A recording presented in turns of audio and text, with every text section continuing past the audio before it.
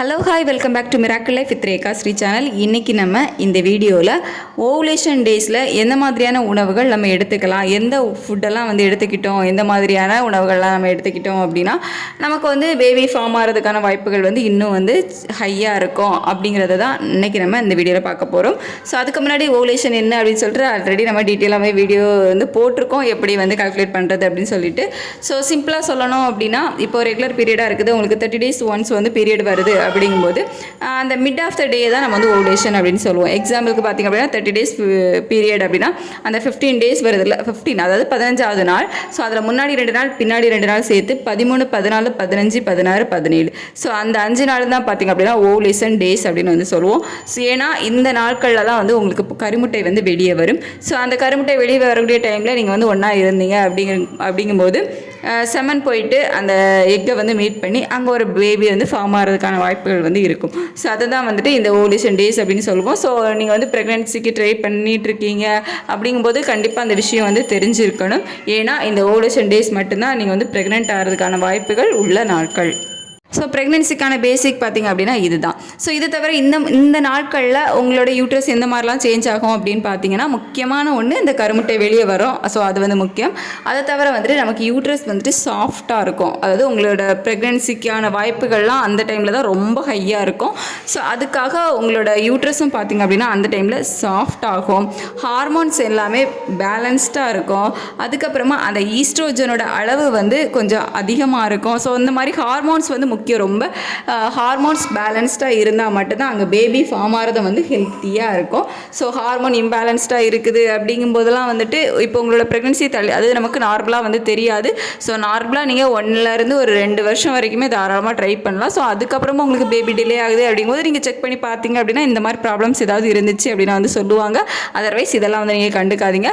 So அந்த டைமில் hormone பேலன்ஸ்டாக இருக்கும். அது மட்டும் இல்லாமல் அந்த கர்ப்பப்பை சுவரம் பார்த்தீங்க அப்படின்னா எம்ப்ரியோவுக்கு தயாராக இருக்கும். அதாவது ஒரு பேபி ஃபார்ம் ஆகும்போது அந்த பேபியை தாங்கி பிடிக்கிறதுக்கு நம்மளோட கரு பார்த்திங்க அப்படின்னா உருவாகி அந்த எம்ப்ரியோ அதாவது அந்த கர்ப்பப்பை சுவரில் தான் பதிஞ்சு வளர ஆரம்பிக்கும். ஸோ அதுக்கு ஏற்ற மாதிரி பார்த்திங்க அப்படின்னா உங்களோட யூட்ரஸ் ஃபுல்லாகவே அந்த ஓவுலேஷன் நாட்களில் தான் ரெடியாக இருக்கும். ஸோ ஒரு பேபி ஃபார்ம் ஆனால் அதுக்கேற்ற மாதிரி அந்த யூட்ரஸ் ரெடியாக இருக்கும். உங்களுக்கு ஒரு ஹெல்த்தியான பேபி ஃபார்ம் ஆகணும் அப்படிங்கும்போதும் அதுக்கான உணவுகள் ரொம்ப முக்கியம். ஸோ அந்த மாதிரி இந்த ஓவுலேஷன் நாட்களில் என்ன டைப்பான உணவுகள்லாம் நம்ம எடுத்துக்கலாம், எந்த மாதிரியான உணவுகள்லாம் எடுத்துக்கலாம் அப்படிங்கிறத பார்த்துடலாம். ஃபர்ஸ்ட் ஒன் என்ன அப்படின்னு பார்த்தீங்கன்னா, நீங்கள் ஜாகரி எடுத்துக்கலாம். ஸோ ஜாகரி மீன்ஸ் நாட்டு சக்கரைன்னு சொல்லுவோம்ல. ஸோ அந்த நாட்டு சக்கரை நீங்கள் எடுத்துக்கலாம். ஸோ இது உங்களுக்கு பிளட் சர்க்குலேஷன் நல்லா இருக்கிறது ஹெல்ப் பண்ணும். அதாவது யூட்ரஸ்க்கு பிளட் சர்க்குலேஷன் நல்லா போகிறதுக்கு ஹெல்ப் பண்ணும். ஸோ ஓவுலேஷன் டைமில் நமக்கு அது ரொம்ப முக்கியம், பிளட் சர்க்குலேஷன். ஸோ அது மட்டும் இல்லாமல் உங்களோட கர்ப்பப்பை சுவரம் நல்லா வளர்கிறதுக்கும் இது ஹெல்ப்ஃபுல்லாக இருக்கும். ஸோ உங்களோட ஓவுலேஷன் டைமில் ஜாகரி எடுத்துக்கலாம். அதாவது நாட்டு சக்கரை எடுத்துக்கலாம். ஹார்மோன் அளவை சீராக்கிறதுக்கும் நாட்டு சக்கரை ஹெல்ப் பண்ணும். நெக்ஸ்ட் ஒன்று மில்லட் எடுத்துக்கலாம். மில்லட் மீன்ஸ் சிறுதானியங்கள் அப்படின்னு சொல்லுவோம்ல. ஸோ அந்த சிறுதானியங்கள் எடுத்துக்கலாம். ஸோ சிறுதானியங்களில் பார்த்திங்க அப்படின்னா நிறைய நார்ச்சத்துக்கள், தாதுக்கள் இது எல்லாமே அதிகமாக இருக்குது. ஸோ சிறுதானியங்களை நீங்கள் கஞ்சி மாதிரி வச்சு கூட எடுத்துக்கலாம். சிறுதானியங்கள் நீங்கள் எடுத்துக்கிறது மூலமாக உங்களுக்கு ஓவுலேஷன் கரெக்டாக நடக்கிறதுக்கும் ஹெல்ப் பண்ணும். அது மட்டும் இல்லாமல் கர்ப்பப்பையில் சூடு இருக்கும்ல, அதாவது அதிகமாக ஹீட் இருந்துச்சு அப்படின்னா பேபி தங்காமல் போயிடும். ஸோ அந்த மாதிரி கர்ப்பப்பையில் கரெக்டாக அந்த ஹீட்டை மெயின்டைன் பண்ணுறதுக்கும் ஹெல்ப் பண்ணும். ஸோ கண்டிப்பாக உங்களோட ஓவுலேஷன் டேஸில் சிறுதானியங்கள் சேர்த்துக்கோங்க. நெக்ஸ்ட் ஒன்று நெல்லிக்காய் எடுத்துக்கலாம். உங்களோட ஓவுலேஷன் டேஸில் நெல்லிக்காய் ஜூஸ் எடுத்துக்கலாம். ஸோ இதில் ஒரு நல்ல ஆன்டி ஆக்சிடென்ட் இருக்குது. அது மட்டும் இல்லாமல் உங்களோட ஓவுலேஷன் டைமில் ஹார்மோன் பேலன்ஸ்டாக இருக்கிறதுக்கு நேச்சுரலாக ஹெல்ப் பண்ணக்கூடியது பார்த்திங்க அப்படின்னா இந்த நெல்லிக்காய்.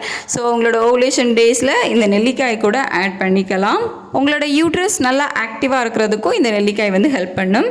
நெக்ஸ்ட் வெள்ளரிக்காய் எடுத்துக்கலாம். வெள்ளரிக்காய் பாடி ஹீட்டை மெயின்டைன் பண்ணுறதுக்கு ரொம்பவே ஹெல்ப்ஃபுல்லாக இருக்கும். ஸோ வெள்ளரிக்காய் உங்களோட ஓவுலேஷன் டேஸில் எடுத்துக்கலாம்.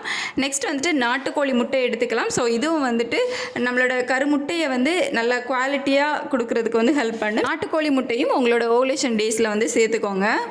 நெக்ஸ்ட் முருங்கைக்கீரை எடுத்துக்கலாம். இதில் இரும்பு சத்துக்கள், தாதுக்கள் எல்லாமே நிறைய இருக்குது. ஸோ உங்களோட ஓவுலேஷன் டேஸில் முருங்கைக்கீரை எடுத்துக்கோங்க.